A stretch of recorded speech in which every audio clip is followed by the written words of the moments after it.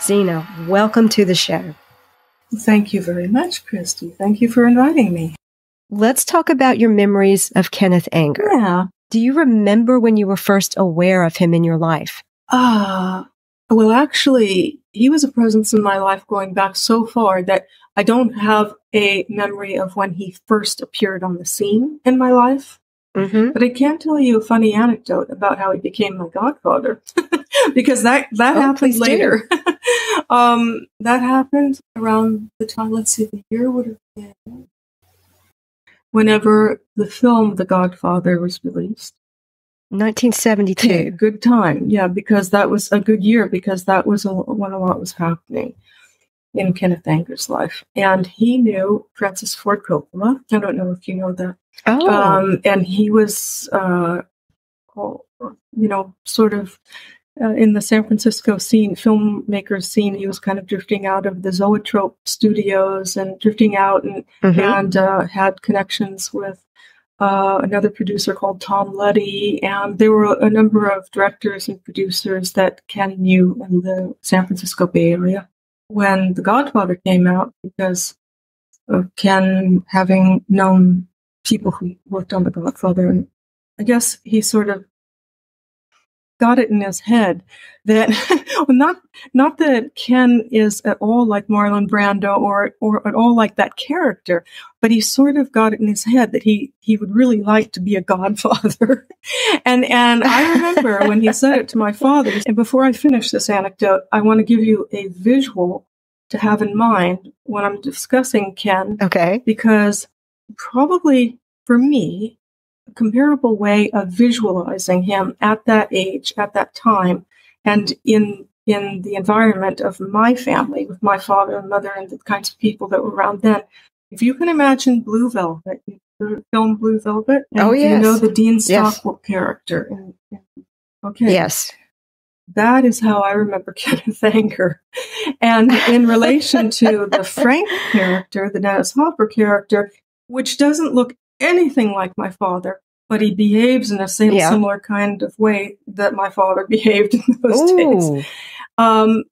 Very thuggish and kind of, he had his issues. Suave?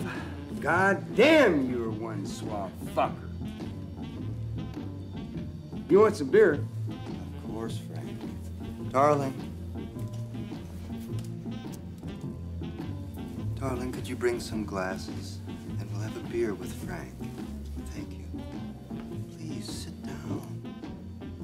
But the Dean Stockwell character, after I saw Blue Velvet, and I saw it with a work colleague, I was working at UCSF Medical Center in San Francisco, and we after work one day, we decided, we'll just go see this new film, Blue Velvet.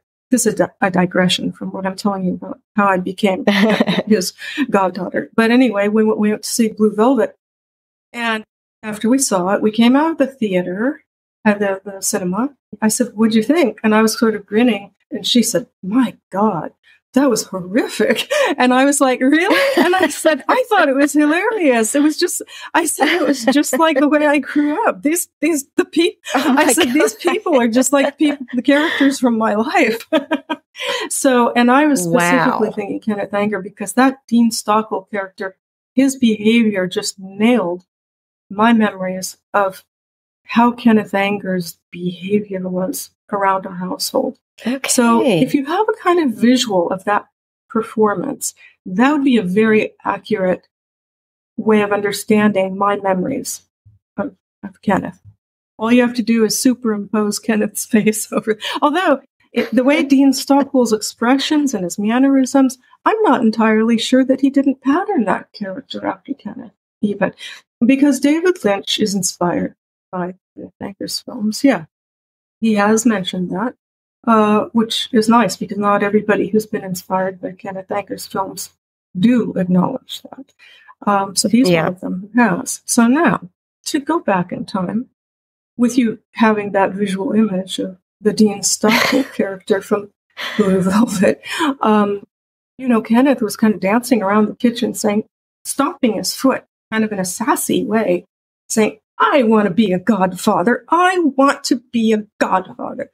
And my father said, well, then a godfather you shall be. And my father said something like, and he was parodying. You may know the scene in Kenneth's film Invocation of My Demon Brother, where there's the scene where it says, "Zap, you're pregnant." That's witchcraft. You know that part? Okay, so my father said, "Zap, you're a godfather." And that's how, so it is done.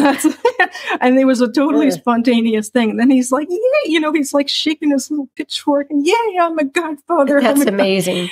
But of course, it's an absurd thing, because a godfather and a Church of Satan, what sense does that make? In what context and what God? And it's rather illogical.